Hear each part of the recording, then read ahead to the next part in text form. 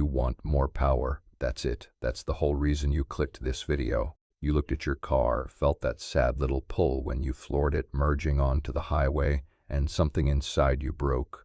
A piece of your soul left your body. You watched a Mustang walk you at a light. A Civic with a fart can pulled on you, and the driver didn't even look over. And you thought, I need more. You're not wrong, you do need more. And the solution has existed for over 100 years. It's called forced induction, and it's the cheat code that takes a regular engine and turns it into something that makes you giggle like an idiot every time you hit the gas. But the second you Google it, you run face first into a wall. Turbo or supercharger? Two options. Two fan bases. Two groups of guys on Reddit who would genuinely fight each other in a parking lot over this. Forums from 2007 are still going. Comment sections are still toxic. Your buddy who knows cars has an opinion, and it's loud and it's wrong. So let's actually settle this. Not with opinions, not with vibes, with how these things actually work, what they actually do to your engine, and which one makes sense for you, your car, your budget, and your goals. Buckle up. We're going deep. Before we talk about turbos or superchargers, you need to understand why your stock engine is limited in the first place. And it comes down to one thing: air. Your engine is an air pump. Literally. That's the whole job description. It sucks in air, mixes it with fuel, compresses the mixture, ignites it with a spark, and the resulting explosion pushes a piston down. That piston turns the crankshaft. The crankshaft turns your wheels. Boom. Motion. That's an internal combustion engine in 4 sentences. The amount of power your engine makes is directly tied to how much air it can pull in per cycle. More air means you can add more fuel. More fuel plus more air equals a bigger explosion. Bigger explosion equals more force on the piston. More force equals more power. It's beautifully simple. The problem? Your engine can only inhale so much air on its own. It's limited by cylinder volume, valve size, cam timing, and the fact that the atmosphere is just kind of there. Air at sea level sits at about 14.7 psi of pressure. That's it. That's what your engine has to work with. It's breathing room air through a straw. It's like trying to fill a swimming pool with a garden hose. It works, but it's painfully slow and deeply unsatisfying. So what's the fix? You force more air in. You take a compressor. You pressurize the intake air above atmospheric pressure. You cram it into those cylinders. Add more fuel. And suddenly your sad little commuter engine is making power numbers it was never designed to see. That's forced induction. It's going from sipping a drink through a coffee straw to shotgunning the entire can. Same engine. Way more air. Way more power. There are 2 main tools for this job: a turbocharger or a supercharger. Both compress air.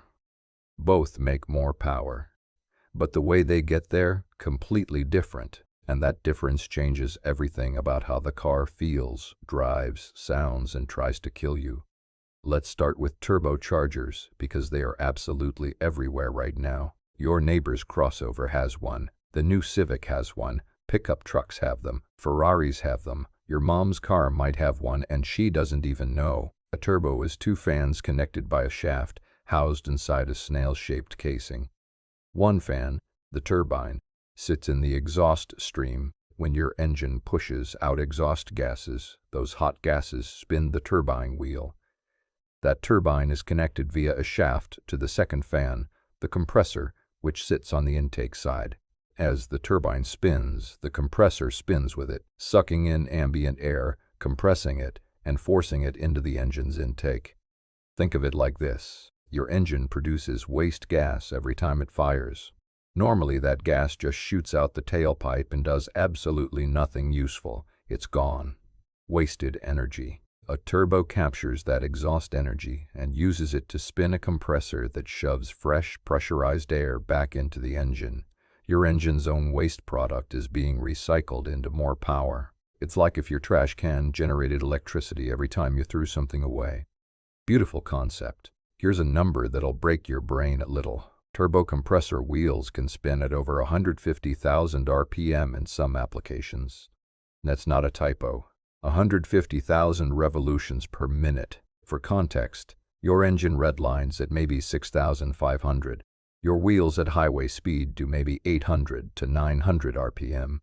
A ceiling fan does about 200. This tiny compressor wheel is doing 150,000. The engineering required to make bearings that survive that speed at that temperature for thousands of hours is genuinely insane. And here's why everyone loves turbos. Since they're powered by exhaust energy that was already being thrown away, there's essentially no direct mechanical cost to the engine. The crankshaft doesn't have to work harder to spin the turbo. The exhaust does the work. It's about as close to free power as you can get in physics without violating a law. And that efficiency is exactly why every car manufacturer on the planet pivoted hard to turbos when fuel economy and emissions regulations tightened. A turbocharged 4-cylinder can make the power of a naturally aspirated 6-cylinder while sipping less gas. That's the pitch. That's why turbos won the OEM war. If turbos are basically free power from recycled exhaust, why doesn't everyone just bolt one on and call it a day? Because turbos have a weakness. A famous one, and if you spend more than 4 minutes in any car community, you've heard the term. Turbo lag. Turbo lag is the delay between when you mash the throttle and when the turbo actually starts delivering boost. Here's why it happens. The turbo needs exhaust gas to spin. At low RPM, your engine isn't producing much exhaust flow, so the turbo is just sitting there, existing, being a paperweight. You floor it from a stoplight, and for a beat, maybe half a second, maybe a full second or more on older or larger turbo setups, nothing special happens. The engine revs, exhaust flow builds, the turbine starts spinning faster, the compressor starts compressing, pressure builds, and then boost hits. And when it hits, the car surges forward like someone kicked it from behind. It's like ordering food at a drive-thru. You pull up, you talk into the speaker, and there's a pause. You sit there, you wonder if they heard you. You wonder if they're even in there. And then suddenly the window opens and someone shoves 3 bags at you at once. That's turbo lag, silence, then everything all at once. On modern small displacement turbos, like the ones in a Golf GTI or a Civic Si, the lag is minimal. We're talking fractions of a second. Engineers have gotten incredibly good at reducing it. Twin-scroll turbo housings separate the exhaust pulses for better spool-up. Variable geometry turbines adjust their vane angles to optimize exhaust flow at different RPMs. Ball-bearing center cartridges reduce friction so the turbo spools faster. Some manufacturers are even adding electric motors to pre-spool the compressor before exhaust flow is even there. It's gotten really, really good. But lag hasn't been eliminated. Reduced? Absolutely. Gone? No. And on bigger turbo setups, the kind you see on built engines making 600, 800, 1,000 horsepower, the lag can be significant. Big turbos need a lot of exhaust flow to get moving. That's the trade-off. Bigger turbo equals more top-end power, but more lag down low. It's a fundamental compromise that lives at the heart of every turbo setup. Now let's cross the aisle. Superchargers do the exact same job as a turbo, compress air and force it into the engine, but they get their power from a completely different source. Instead of using exhaust gases, a supercharger is mechanically driven by the engine itself, usually through a belt connected directly to the crankshaft. When your engine spins, the belt spins and the supercharger compresses air. It's a direct physical, mechanical connection. There's no waiting for exhaust to build up. There's no spool time. The moment the engine is running, the supercharger is compressing air and delivering boost. You press the gas, you get power. Immediately, linearly, proportionally to RPM. No delay, no drama, no wondering when the boost is going to show up. It's like the difference between streaming a movie and downloading it first. The turbo has a buffer. The supercharger is already playing. There are 3 main types of superchargers, and they each have their own personality. Roots-type superchargers are the big, rectangular boxes you see sticking out of the hood on drag cars and old-school muscle builds. They're the oldest supercharger design, invented in the 1860s, originally for industrial use, not cars. They work by trapping air between 2 meshing lobes and pushing it into the intake manifold. They don't actually compress the air internally. The compression happens when the air gets shoved into the already pressurized manifold. They're simple, they're reliable, and they deliver instant boost even at low RPM. They also look absolutely menacing. If a car has a blower sticking out of the hood, it's probably a Roots type, and you should probably not race it. Twin-screw superchargers are the evolved, smarter cousin of the Roots type. They look similar externally, but work differently inside. Two helical rotors mesh together and actually compress the air internally before pushing it out. This internal compression makes them more thermally efficient. They generate less heat than a Roots type for the same amount of boost. A lot of modern factory supercharged cars use twin-screw setups. The Ford Mustang GT500's 5.2L V8 with a 2.65L twin-screw Eaton supercharger making 760 horsepower. That's a twin-screw. Whipple superchargers, which are hugely popular in the aftermarket. Twin-screw. These are the current gold standard for bolt-on supercharger performance. Centrifugal superchargers are the weird ones. They actually look and work almost exactly like the compressor side of a turbocharger. A spinning impeller draws in air and flings it outward through a diffuser to compress it. The difference is that instead of being driven by exhaust, the impeller is driven by a belt off the crankshaft, usually through a step-up gearbox that multiplies the speed. ProCharger is the most well-known brand here. Centrifugalist superchargers are compact, efficient, and produce boost that builds with RPM. At low RPM, they don't make as much boost as a Roots or twin screw, but at high RPM, they're extremely efficient. They're kind of the middle child between a turbo and a traditional supercharger. Not fully instant, not fully laggy, just progressive. Superchargers give you instant power with zero lag. Sounds perfect, right? Free lunch? Nope. There's a cost, and it's a fundamental one. The supercharger is driven by the engine's crankshaft through a belt. That means your engine has to physically use some of its own power to spin the supercharger. This is called parasitic loss, and it's the single biggest disadvantage superchargers have compared to turbos.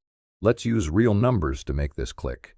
Say your engine makes 400 horsepower. The supercharger might consume 80 to 100 horsepower just to run itself. But in return, it forces enough extra air into the engine to produce an additional 250 horsepower. Net gain, 150 to 170 horsepower. Solid deal, but you're still paying that 80 to 100 HP tax every second the engine is running. Cruising on the highway at 2000 RPM and not using the boost doesn't matter. The supercharger is still spinning, still consuming power, still eating fuel. Think of it like hiring an employee. They cost you $80K a year in salary, but they generate $250K in revenue. Net positive. Great hire. But you're paying that salary whether business is booming or dead. Even on slow days, even when you're closed, the supercharger doesn't clock out. Turbos don't have this parasitic loss problem. The exhaust was already leaving the engine. The turbo just harvests energy from it. There's a small amount of back pressure added to the exhaust system, which technically costs a tiny bit of efficiency, but it's nothing compared to the mechanical drag of spinning a supercharger, and that's exactly why turbos are more fuel efficient than superchargers at equivalent power levels. It's why manufacturers chose turbos when the government said make more power but use less gas. The math just works better. The heat problem, forced induction, has a silent enemy, and it's the same one that ruins everything in physics: heat. When you compress air, it heats up. This isn't a design flaw, it's thermodynamics. It's the same reason a bicycle pump gets warm when you use it. You're taking air molecules and squeezing them into a smaller space. They bounce around faster. Temperature goes up, and hot air is bad news for your engine for two reasons. First, hot air is less dense. Less density means fewer oxygen molecules per volume. Fewer oxygen molecules means less fuel can be burned. Less fuel burned means less power. You went through all the effort of compressing the air just to lose some of the benefit because the air got hot in the process. Frustrating. Second, hot intake air increases the risk of detonation, also called knock. That's when the air-fuel mixture ignites prematurely, before the spark plug fires, due to excessive heat and pressure.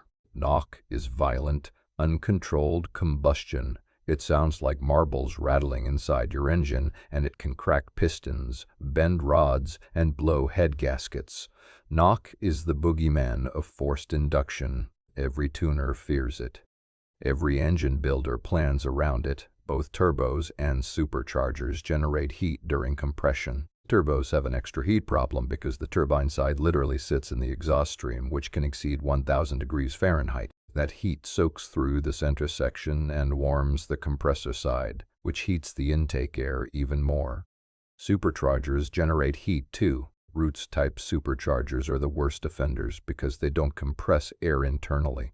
They just shove it into the manifold and let the compression happen there, which creates a lot of heat in the process. Twin-screw superchargers are better because they compress internally, which is more thermally efficient. Centrifugal superchargers are the coolest running of the bunch. The universal solution?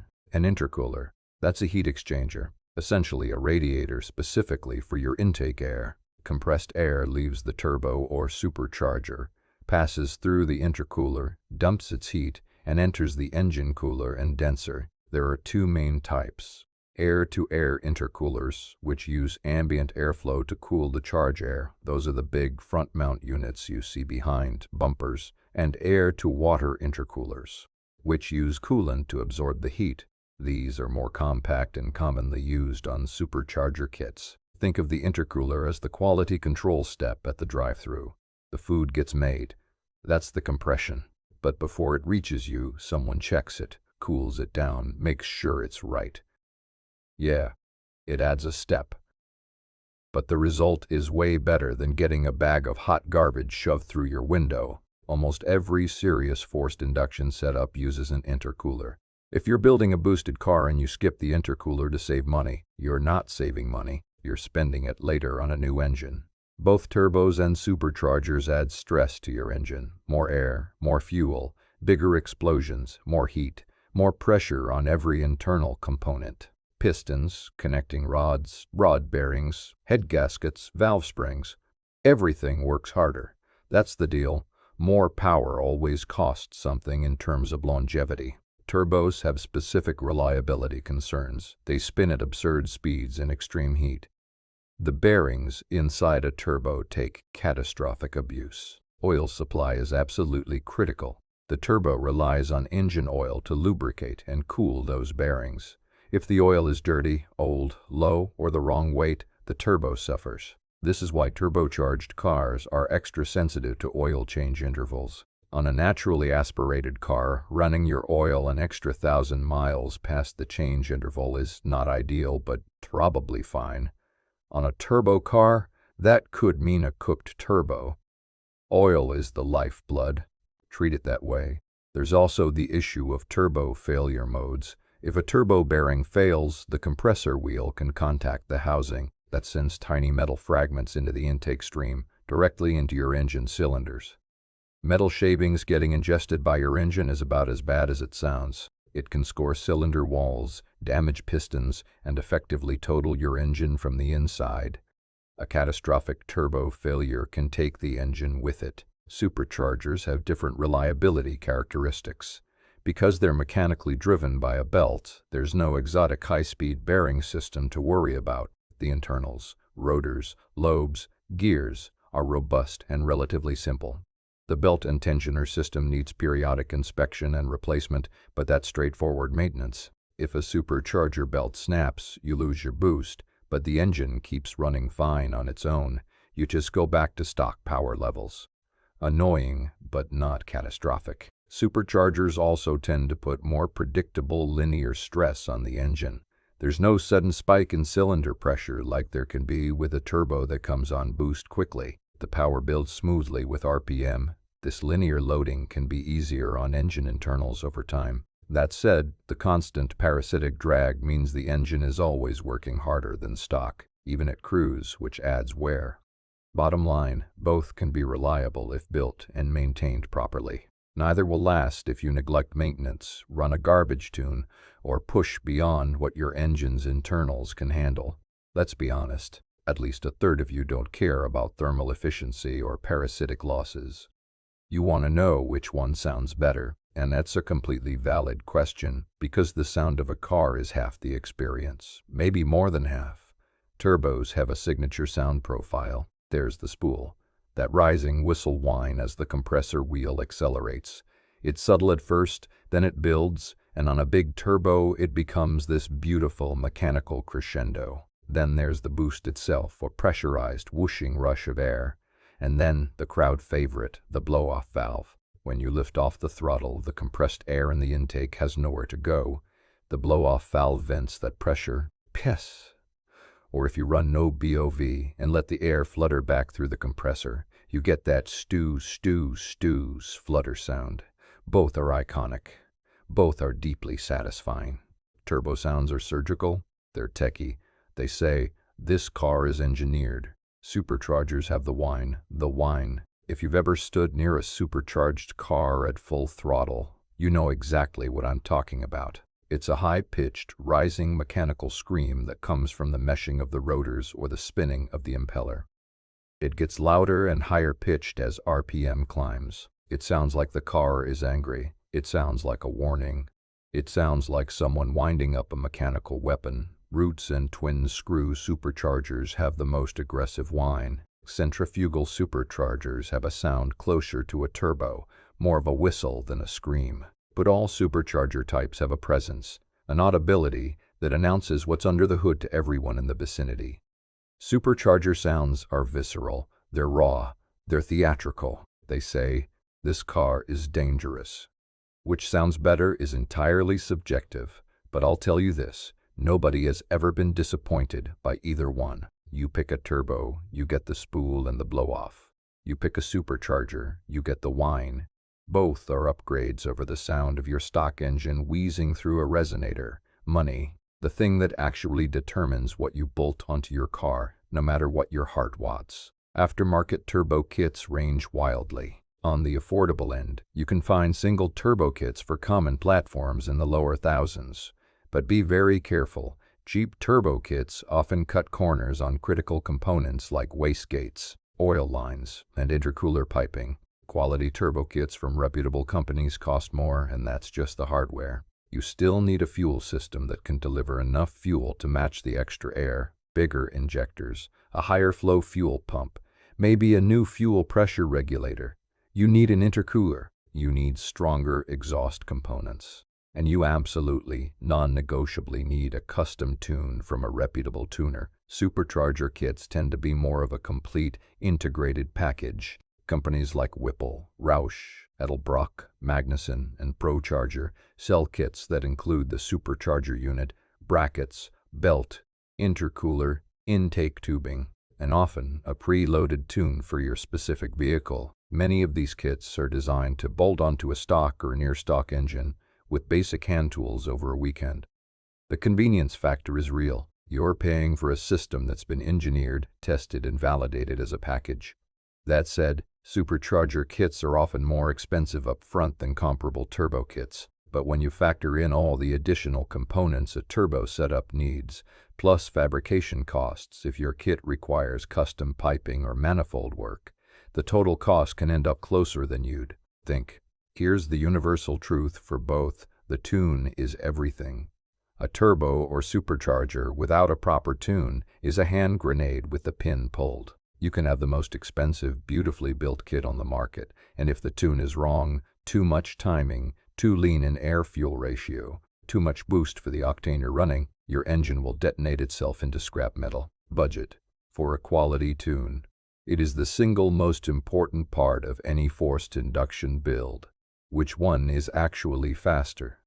The question you actually want answered. I get it. Let's break it down. At equivalent boost levels on the same engine, a turbo and a supercharger will produce roughly similar peak power numbers. The physics of compressing air doesn't change based on what's spinning the compressor. But how that power is delivered, completely different experience. Superchargers deliver power immediately, linearly, and proportionally to RPM. You breathe on the throttle. Boost is there. You floor it from a dig. Power is there from the jump. For street driving, stoplight to stoplight pulls, highway on-ramps, and general "I want to feel fast right now" driving, superchargers feel faster. The responsiveness is addictive. There's a directness to it, a mechanical honesty that makes the car feel alive. Turbos deliver power in a rush once they're spooled. At low RPM, you might feel stock. Then as RPMs climb and exhaust flow builds, the turbo comes alive and the power hits hard. A fully spooled turbo, especially a large one, can feel absolutely explosive in the mid to top range. And because turbos don't have parasitic loss, every PSI of boost translates more efficiently to crank horsepower. The peak power ceiling for turbo setups is generally higher. When you see builds making 1,000, 1,500, even 2,000 plus horsepower, they're almost always turbocharged. The scalability of turbos at the extreme end is unmatched. For the street, superchargers often feel faster because the power is always available. For the drag strip, road course, or dyno, turbos usually win on peak numbers because they're more efficient at high boost levels. But here's the truth that nobody in the comments section wants to hear. The supporting mods, the tune, and the builder matter more than the type of forced induction you choose. A meticulously built and tuned supercharged car will destroy a poorly tuned turbo car. A well-built turbo car on a stock fuel system will blow itself up regardless of how expensive the turbo was. Execution beats equipment. Every single time. What if I ran both? You can.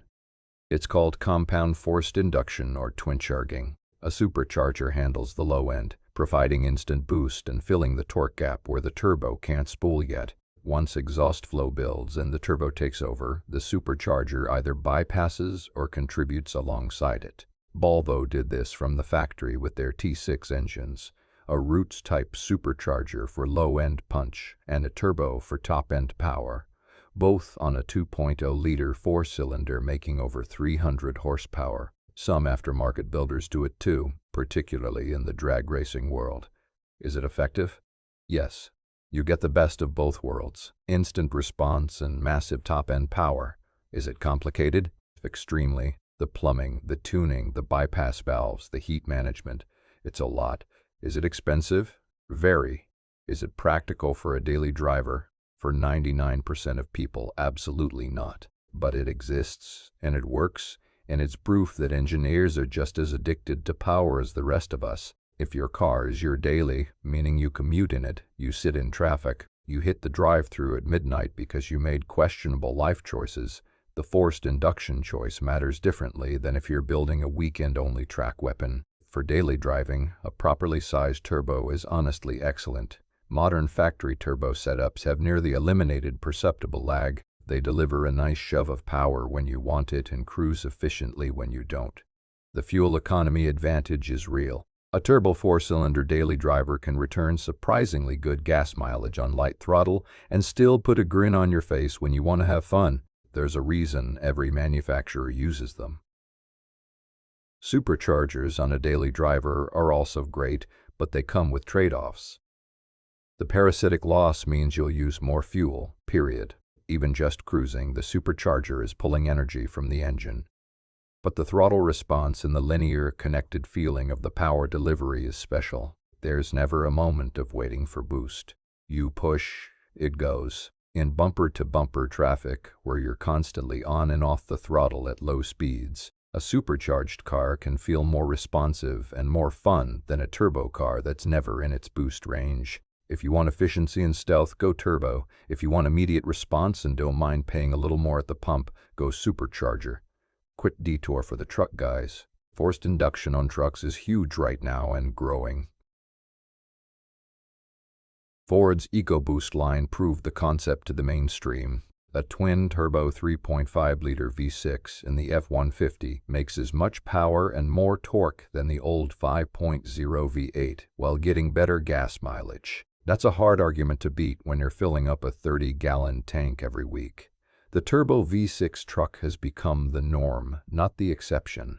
On the supercharger side, Ram dropped a supercharged 6.2-liter Hellcat V8 into the TRX and created a 702 horsepower truck that's essentially a war crime against pavement. It's absurd, it's impractical, and it's one of the most fun vehicles ever made.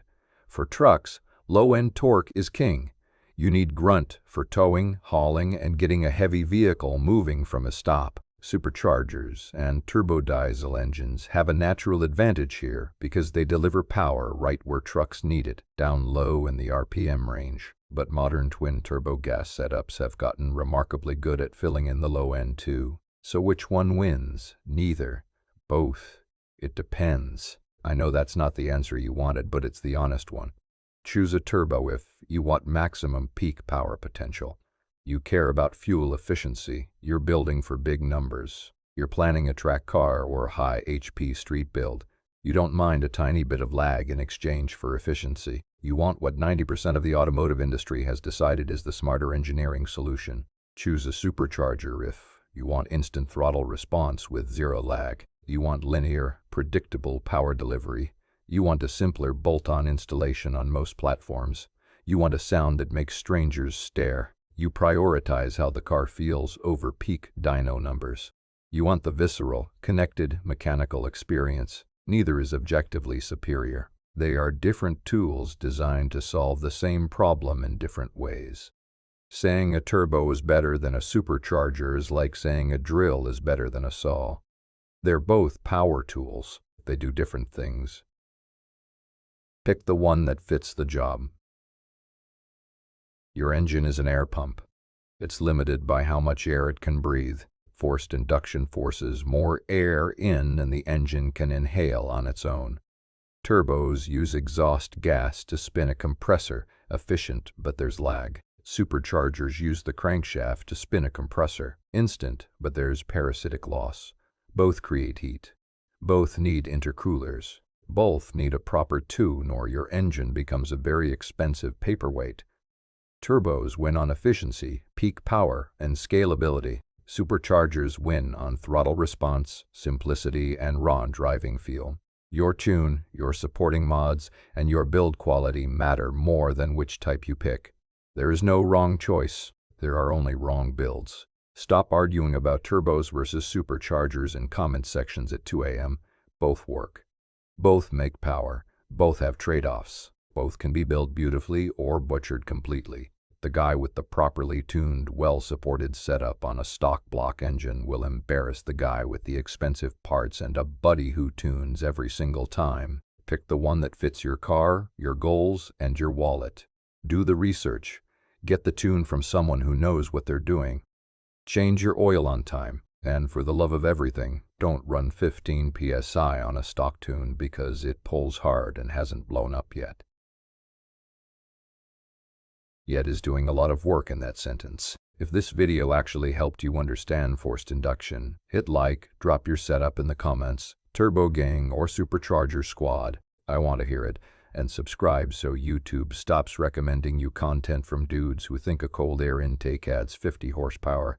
It doesn't. It adds noise. That's it. Later.